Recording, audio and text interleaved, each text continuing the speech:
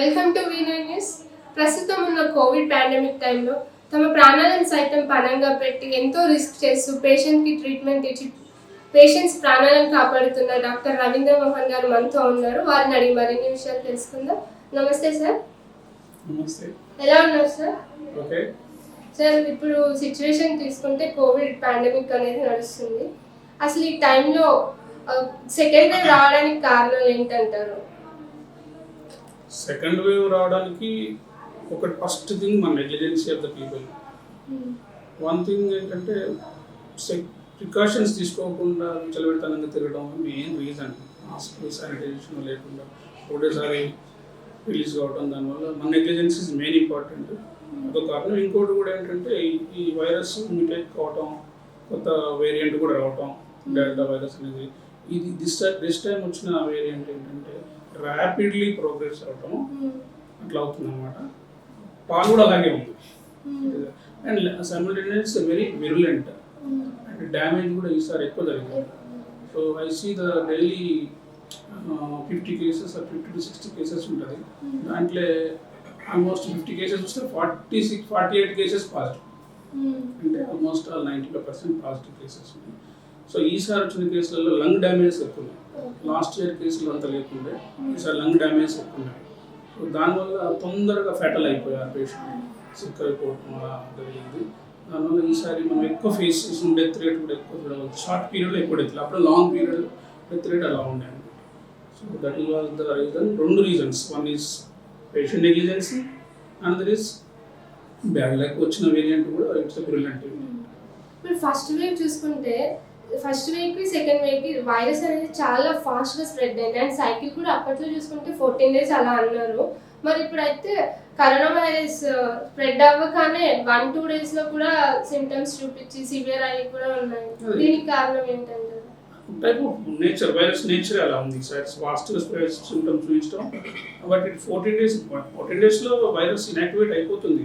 But ఈ లోపలనే బాగా లంగ్ డ్యామేజ్ చేసిపోతుంది virus. That is the reason prolong అవడానికి కారణం. షార్ట్గా వచ్చేసి లాంగ్ స్టాండింగ్ ఉండాల్సి వచ్చిన వైరస్ డ్యామేజ్ ఎక్కువ ఉండటం వల్ల వాళ్ళు నెగిటివ్ అనే కూర్చుంటారు. బట్ ఇట్స్ స్టిల్ డ్యామేజ్ జరిగింది, ఆల్రెడీ డ్యామేజ్ అయిపోయింది కదా, అది రికవరీ పీరియడ్ చాలా టైం పడుతుంది పేషెంట్. ఇప్పుడు కోవిడ్ పాజిటివ్ వచ్చిన ప్రతి పేషెంట్ హాస్పిటల్లో అడ్మిట్ అవ్వాలంటారా, లేకపోతే హోమ్ ఐసోలేషన్ కూడా తీసుకోవచ్చు?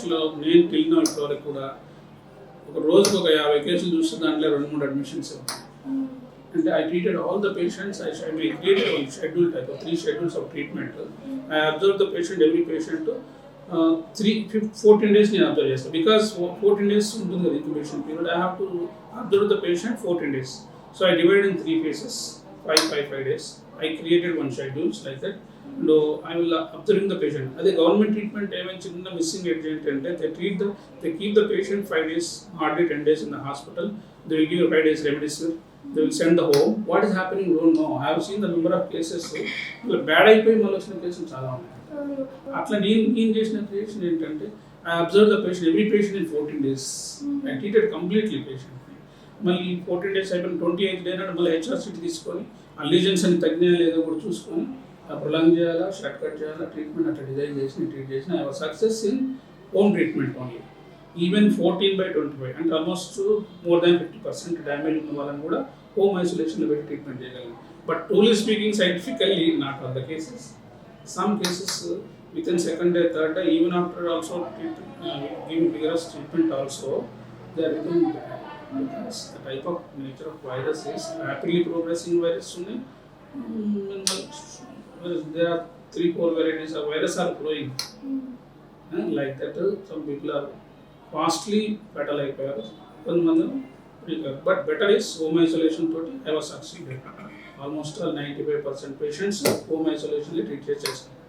ఓకే సార్, ఇప్పుడు చూసుకున్నట్టయితే కొన్ని కేసెస్లో ఆఫ్టర్ 28 days 30 days తర్వాత రికవరీ అయ్యి ఇంటికి వెళ్ళాక 30 days తర్వాత కూడా డెత్ రేట్స్ అనేవి కొంతమందిలో అదే అనమాట. ఇక్కడ ఒక చిన్న మిస్సింగ్ ఏంటంటే పేషెంట్ని అబ్జర్వేషన్ ఈజ్ ఇంపార్టెంట్.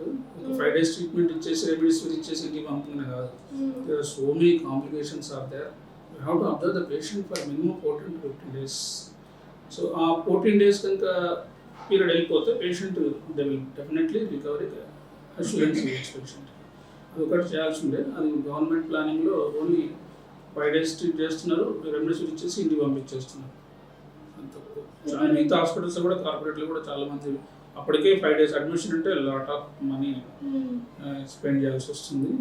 దానివల్ల షార్ట్గా నో ప్రాబ్లం 93-94 సాచురేషన్ ఉంది, you can adjust in home అనుకుంటున్నాను. కానీ ఇంకోసారి సమ్ పేషెంట్స్ అంటే ఆల్రెడీ సమ్ డిసీజ్ బ్యాక్గ్రౌండ్ ఉన్నారు వాళ్ళకి డయాబెటిక్ అండ్ సిక్రెడీస్, some other anaemia, some thyroid, hypothyroid కూడా ఒక్కోసారి వీళ్ళు ఏం చేస్తారు ఆ లెవెల్ ఆఫ్ సాచురేషన్ మీద సర్వైవ్ కావట్లేదు ఇంట్లో.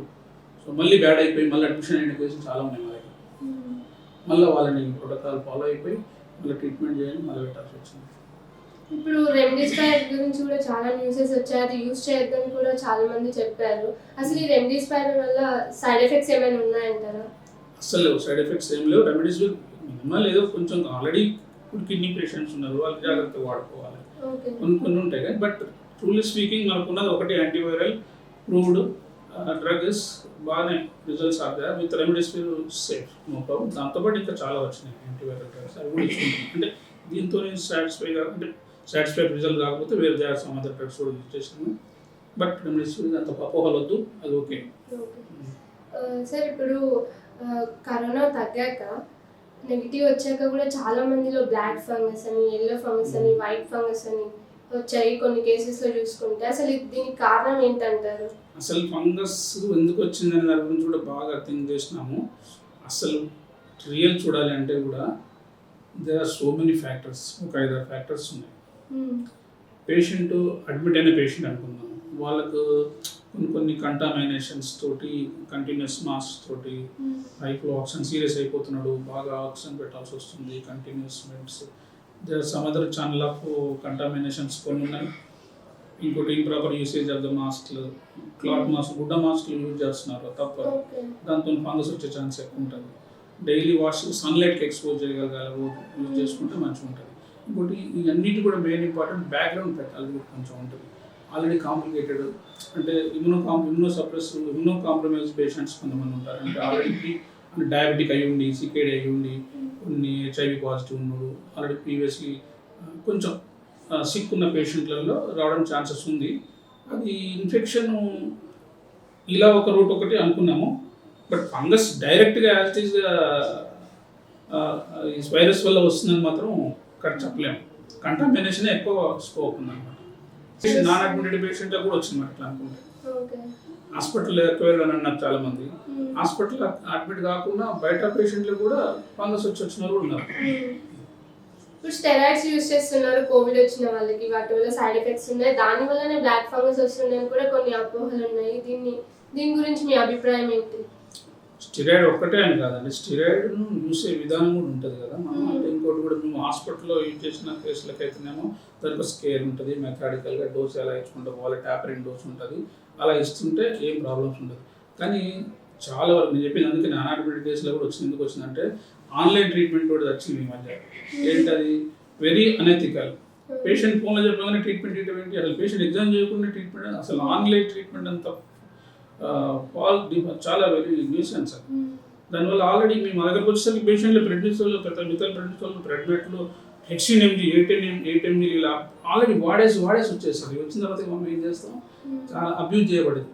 మీరు చెప్పిన మాట కూడా కరెక్ట్. ఏంటంటే స్టిరాయిడ్స్ అబ్యూజ్ చేయబడ్డది, అది అనెథికల్ ప్రాక్టీస్. చాలా కొంతమంది అయితే నాన్ మెడికల్ వాళ్ళు కూడా వాళ్ళు తెచ్చిన ట్రీట్మెంట్ నేను కూడా వేసుకోవచ్చు కదా అనే టైప్లో కూడా వేసుకున్నారు.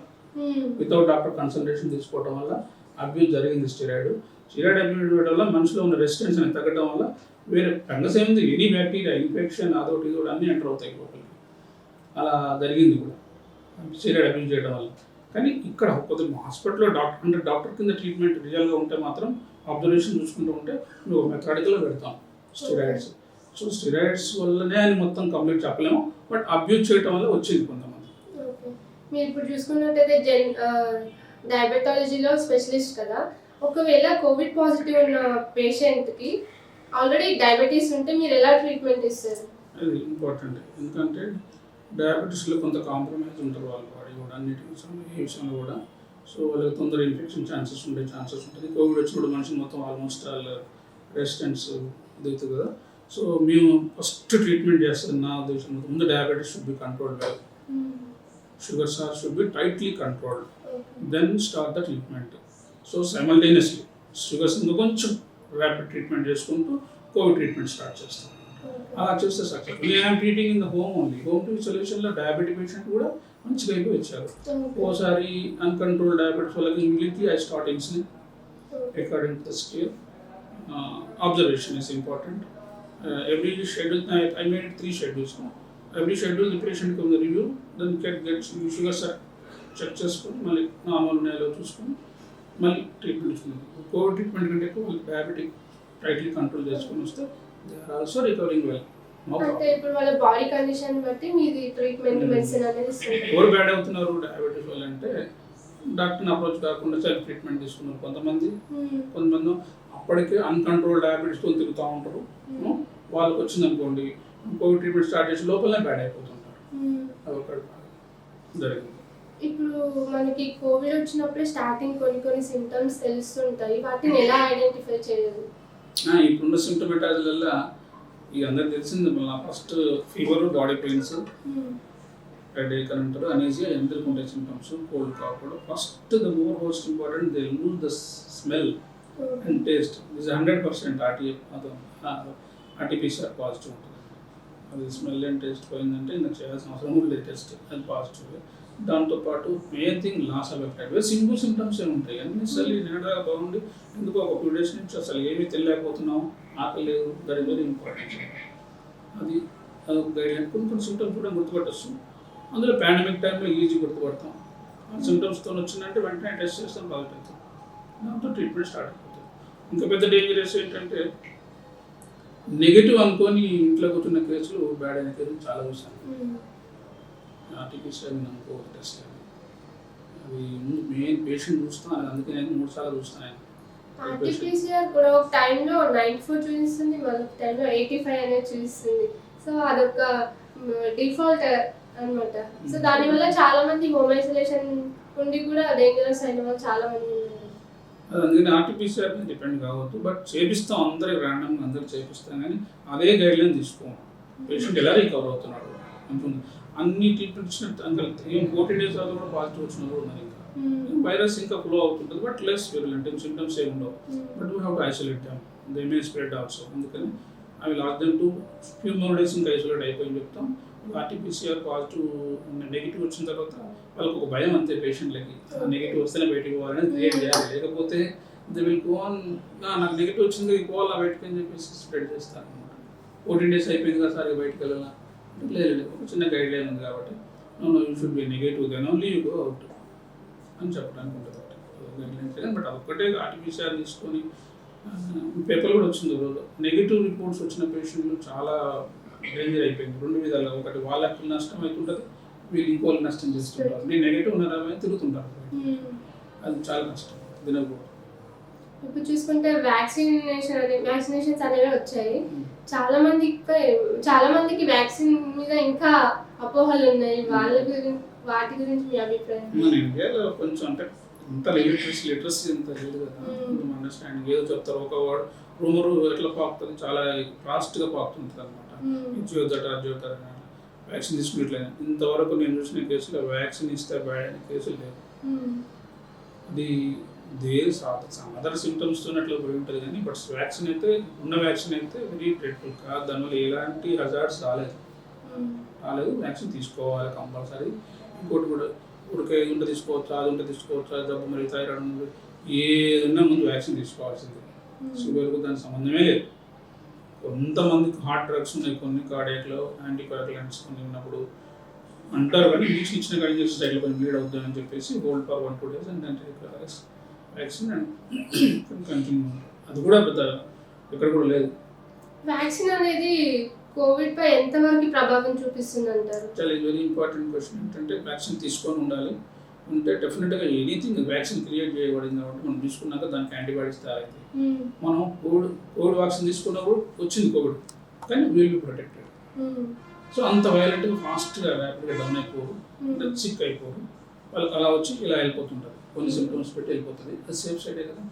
సీరియస్ అయిపోయి హాస్పిటలైజేషన్ కాకుండా వాళ్ళు బయటపడిపోతుంటారు వ్యాక్సిన్ తీసుకున్న వాళ్ళు. వస్తుంది రాదని కాదు, అందరికి వస్తుంది. 2 డోసులు తీసుకున్నా కూడా కోవిడ్ వస్తుంది, బట్ వాళ్ళు మాత్రం సీరియస్ కాదు. సో ఫస్ట్ డోస్ తర్వాత ఎంత ఎఫిషియన్సీ ఉంటుంది అంటే ఇప్పుడు అన్ని కొత్తనే కాబట్టి వైరస్ కొత్త తప్పే మనకి ఇంతేళ్లలో వ్యాక్సిన్ కొత్తదే, అందుకే తెలియక కొన్ని ట్రయల్స్ చేస్తాం, ఎక్స్పెరిమెంట్ అయ్యేది కాబట్టి స్టేట్మెంట్ కూడా కరెక్ట్గా లేకపోతున్నాం.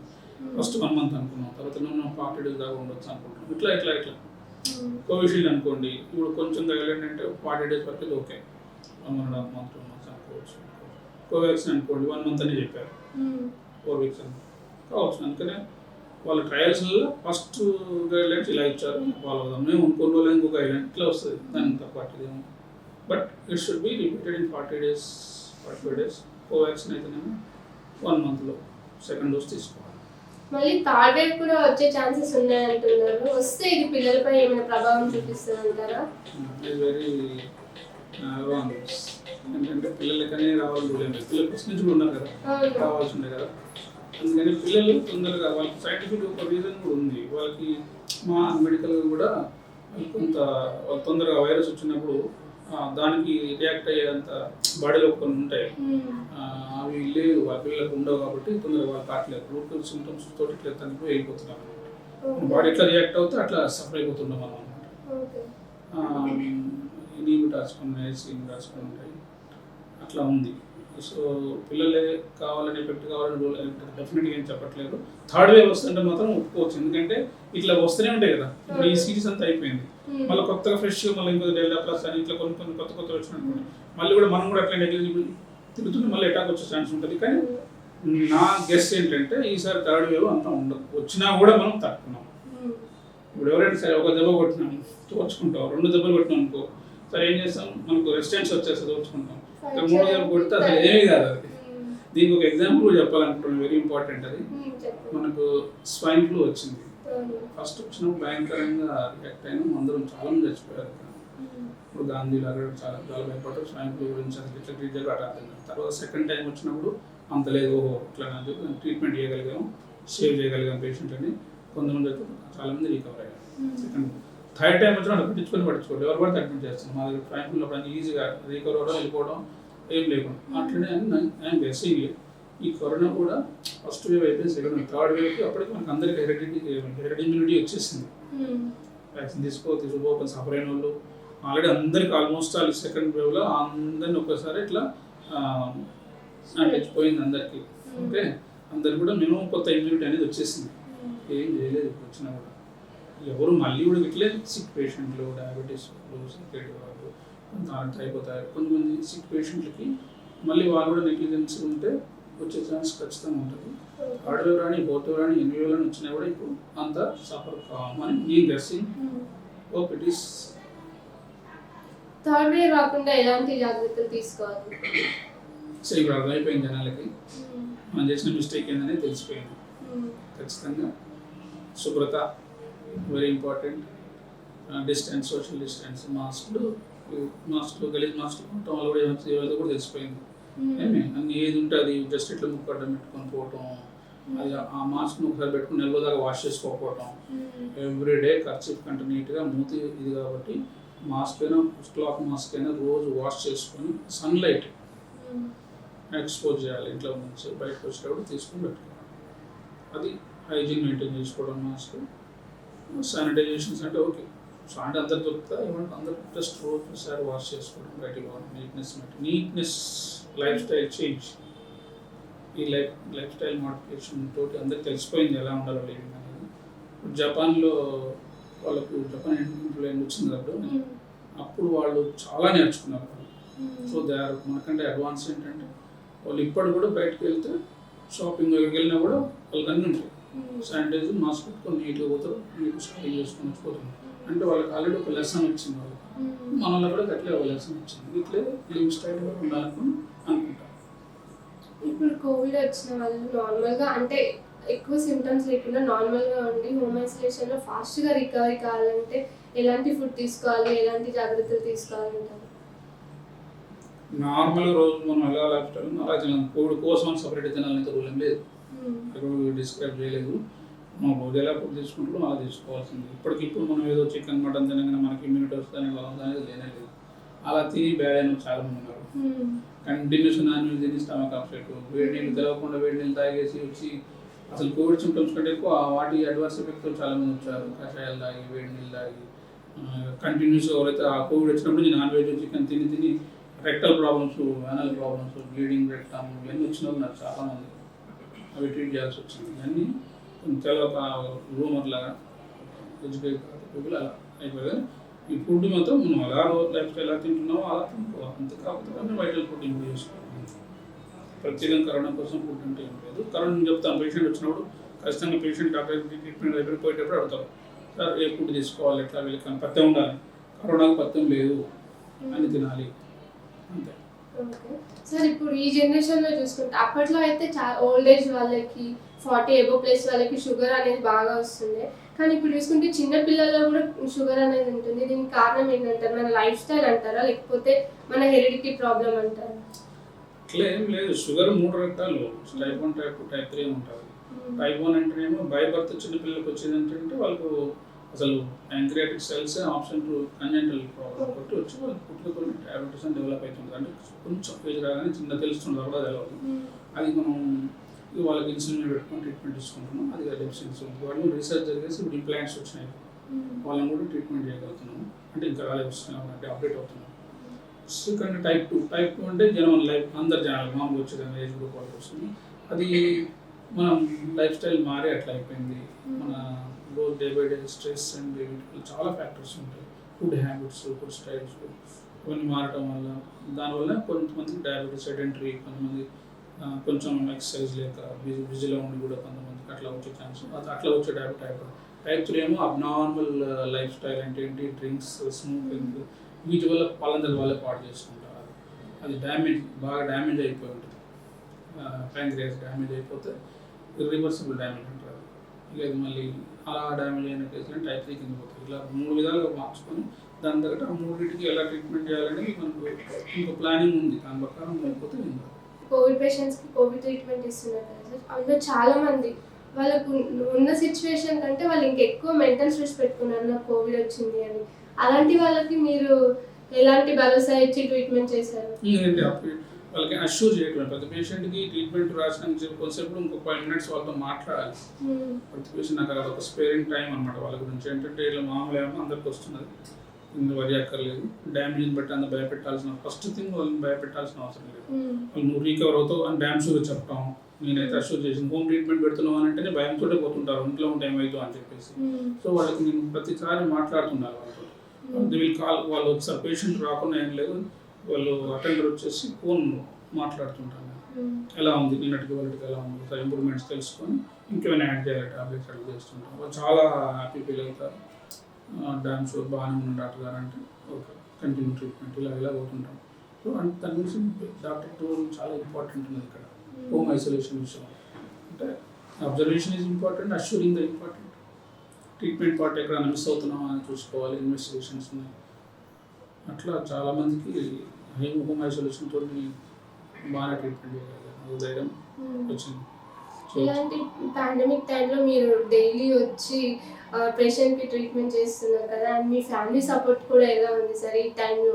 కోర్స్ మా మేడం డాక్టరే, నేను డాక్టరే, మా ఇద్దరు పిల్లలు డాక్టర్లే. సో ఇక తప్పట్లేదు risk. I see daily 60 patients morning to 60లో రోజులలో 60 చూస్తే 56 పాజిటివ్ మార్నింగ్ టు ఈవినింగ్. నేను తప్పట్లేదు, ఆల్ ప్రికాషన్ తీసుకొని చూస్తాం, చూసి ఎవరు పంపించడం ఉంటుంది. ఇంటిలోనే స్పెషల్ కేస్ దానికి కావాల్సిన ప్రికాషన్ తీసుకొని ట్రీట్మెంట్ చేయగలుగుతున్నాం. రీసెంట్గా చూసుకున్నట్లయితే పర్టికులర్ ఈ కోవిడ్ టైంలో హాస్పిటల్స్ అయితే చాలా కమర్షియల్ అయిపోయాయి. కొన్ని హాస్పిటల్స్, అన్ని హాస్పిటల్స్ కాదు, వాళ్ళు చాలా ఛార్జెస్ చేసి ట్రీట్మెంట్ కూడా చాలా నెగ్లెక్ట్ చేసి ఇచ్చారు. ఒకరికి ఇవ్వాల్సింది ఒకరికి ఇచ్చి దానివల్ల చాలా డెత్ కేసెస్ కూడా పెరిగాయి. దీని గురించి మీ అభిప్రాయం ఏంటి?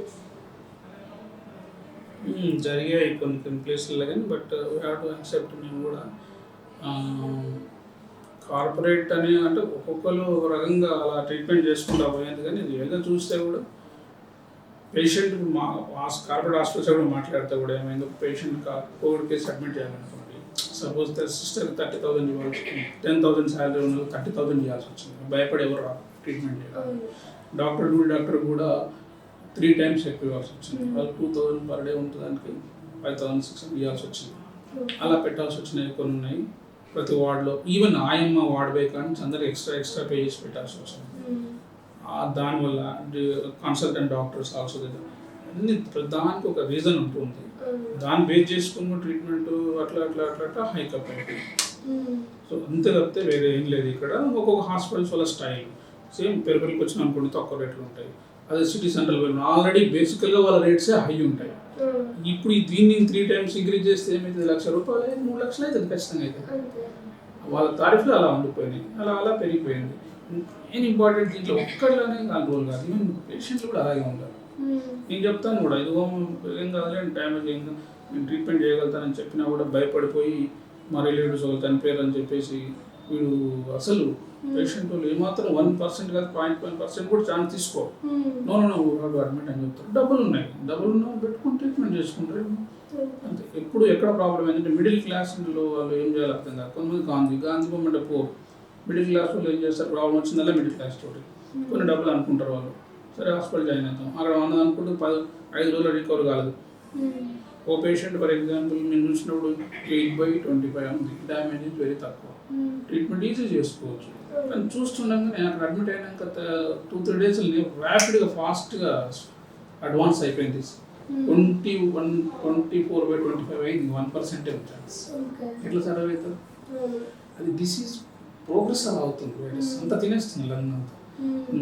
అంత డ్యామేజ్ అయిపోయినాక ఎన్ని లీటర్లు ఆక్సిజన్ పెడితే ఉంది వేస్ట్, పేషెంట్ పోతారు. అది పేషెంట్ డాక్టర్ నెగ్లెక్ట్. ఇంకోటి డ్రగ్స్ కూడా చెప్తాను. ఇది యాక్చువల్గా అంత మాఫియా బయట. డాక్టర్కి ఇవన్నీ హాస్పిటల్లో నమ్మరు. డ్రగ్స్ మాఫియా వాళ్ళు చేసిన దాని గురించి బ్యాడ్ అయిపోతున్నారు. డాక్టర్ ఏమిటి లోపల ఐసీయూలో ఉంటారు, వాళ్ళు చేస్తూ ఉంటారు, ట్రీట్మెంట్ చేస్తూ ఉంటారు, అన్ని గైడ్ లైన్స్ ఉంటాయి, దాని ప్రకారం పోతారు. According to scientific patient treat చేస్తుంటారు. రీసెంట్గా చూసుకున్నట్టయితే ఇంగ్లీష్ మెడిసిన్ కాదు ఆయుర్వేదిక్ కూడా బాగా పనిచేస్తుంది కోవిడ్కి అంటున్నారు. మరి దీని గురించి మీ అభిప్రాయం? ఇప్పుడు ఎట్లుందంటే కరోనానే కొత్త వైరస్, దాని రీసెర్చ్ లేవు. ఇప్పుడు అన్ని 1 yearలోనే తెలుసుకుంటున్నాము. ఏ డ్రగ్ ఎప్పుడు రెస్పాండ్ అవుతుంది అన్నిటిని యాక్సెప్ట్ చేయాల్సిందే మనం. సపోజ్ ఇప్పుడు అక్కడ ఆయుర్వేదిక్ మెడిసిన్ అన్నారు, ఏమో అని కూడా ఉందో ఏమో కదా, అందుకని యాక్సెప్ట్. ఏది పడితే దాదాపు పిచ్చి కషాయాలు ఆయాలు తాగేపోతే ఎంత అవుతున్నారు రాదర కరెంట్ తెలిసి ఒకటి అట్లా కాదు. కానీ ఇక్కడ అది కూడా ఒక డ్రగ్ వైజ్ ఒక ఆయుర్వేదిక్ డిపార్ట్మెంట్ వాళ్ళు కూడా వాళ్ళని చూసి చేసి దీంట్లో కొంచెం ప్రాపర్టీస్ ఉన్నాయి, యాంటీవైరల్ ప్రాపర్టీస్ ఉన్నాయని తెలుసుకున్నాకనే యూజ్ చేయండి అని ఒక చిన్న ఐడియా ఇచ్చారు. వాటితో అన్న టైప్లో వేసుకుంటా ఉంటారు. ఇంకేమున్నాయో ఇంకా తెలియదు, ఇంకా కనుక్కోవాలి, ఇంకా ఏ డ్రగ్ ఎప్పుడు ఉందో తెలియదు, ఇంకా ఏమున్నాయో తెలియదు. ఆయన అప్పుడే రూమటైడ్ ఆర్థరైటిస్కి వాడేటప్పుడు ఒక డ్రగ్ ఉంది కోల్చుకోవాలి, అది కూడా ఎఫెక్ట్ ఉందని వస్తుంది. ఇట్లా ఇంకా బయటపడుతుంది. చాలా డ్రగ్స్ ట్రయల్ చేస్తుంది కొంతమంది, చాలా పేపర్లు రాబోతున్నాయి. ఇంకా సమాధాన డ్రగ్స్ ఉన్నాయి అన్ని. అందుకని దేని కూడా తప్పు పట్టడానికి లేదు. అది ఆయుర్వేదిక్ అదొక టాబ్లెట్ వేసుకుందాం తగ్గుద్దు అనే టైప్లో యాంటీవైరల్ ప్రాపర్టీస్ ఉన్న ఎనీ మూలిక డ్రగ్ అది యాక్సెప్ట్ చేయాలి మనం కూడా. ఇప్పుడు కేసెస్ తగ్గాయని లాక్డౌన్ తీసేశారు, మరి ఇప్పుడు కేసెస్ తగ్గాయంటారా లేకపోతే? 100%. ఎందుకంటే ఇప్పుడు నేనే ఎగ్జాంపుల్ చెప్తున్నా కదా, రోజు ఒక కేసులలో 60 చూస్తే దాంట్లో 55 పాజిటివ్ అనే కాదు. అంటే ఇప్పుడు నాకైతే ఒక 2-3 కేసులు వస్తున్నాయి. అంటే చూడండి 90% తగ్గిపోయింది, జస్ట్గా 15% ఉంది. సార్ ఈ హాస్పిటల్లో ఎలాంటి కేర్ తీసుకున్నారు? నర్సులు కానీ ఇక్కడ ఉన్న స్టాఫ్కి కానీ డాక్టర్స్కి కానీ కోవిడ్ స్ప్రెడ్ అవ్వకుండా ఎలాంటి పీపీఈ కిట్స్ కానీ ఇలాంటివి ఎలా ప్రొవైడ్ చేశారు, ఎలా కేర్ తీసుకున్నారు? దానికి కొన్ని గైడ్ లైన్స్ ఉంటాయి కదా, మనం పర్మిషన్ ఇచ్చినప్పుడే దీన్ని స్టాండర్డ్స్ తీసుకోవాలని చెప్పినప్పుడు దాని ప్రకారం ఏంటంటే నర్సులకు ఎలా ఉంచాలి, ఎంత దూరం ఉండాలి, వార్డ్ వైజ్ ఎలా మెయింటైన్ చేయాలి, ఎంత దూరం పెట్టాలి, వార్డ్ ఎక్కడ ఉండాలి, వాళ్ళని వేరే రూట్లో నుంచి దిగిపోవాలి, ఇట్లా మెయిన్ హాస్పిటల్ కనెక్ట్ కాకుండా all according to guidelines we are following. ఇక అది తప్పదు. ఇంకా నీకు లాస్ట్ టైం వచ్చింది, ఈసారి వచ్చింది, ఇంకా ఎక్కువ నాలెడ్జ్ వచ్చింది వీళ్ళకి. నర్సెస్ సిస్టర్స్ కూడా వాళ్ళకి ఒక డ్యూటీ ఇచ్చేసి వాళ్ళు ఇమీడియట్గా అక్కడి నుంచి వెళ్ళిపోయి స్నానం చేసి వెళ్ళిపోవాలి అంతే. మళ్ళీ ఫ్రెష్ మళ్ళీ వెంటనే నార్మల్ డ్యూటీ పోకూడదు. అలా కోవిడ్ డ్యూటీ చేస్తే కోవిడ్లోనే ఉండాలి. అలా వాళ్ళకు కూడా మేము టెస్ట్ చూసుకోవడం, వాళ్ళ సెక్యూర్ చూసుకుంటాం, లేకపోతే కష్టం. ఆల్మోస్ట్ వాళ్ళు ఎక్స్పోజింగ్ పేషెంట్ దగ్గర అందరూ పేషెంట్ కూడా రిస్కే కదా.